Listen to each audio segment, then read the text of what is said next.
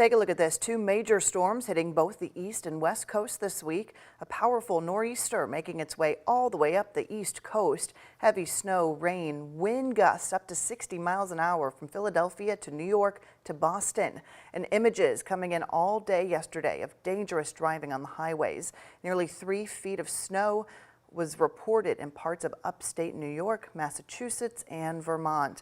Well, Louisville's Muhammad Ali International Airport has not seen any cancellations from this, just a couple of delays.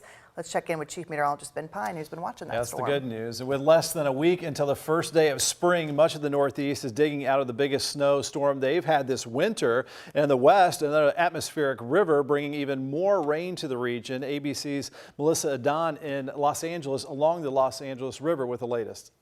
Mudslides prompting evacuations across California. CAL FIRE responding to this in the outskirts of Sacramento. San Francisco seeing strong Category 1 hurricane force winds that shattered windows and left nearly 200,000 customers without power. The strong winds, coupled with the already saturated ground, brought trees down across the state.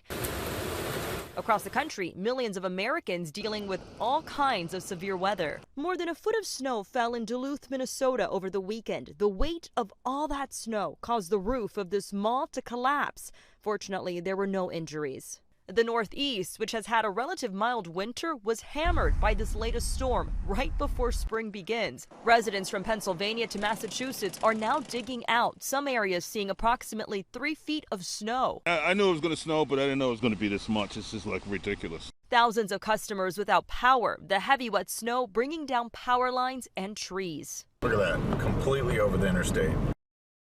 While conditions are expected to clear up here in Los Angeles, the concern remains that yet another atmospheric river is expected to form in the coming days. Melissa Adon, ABC News, Los Angeles.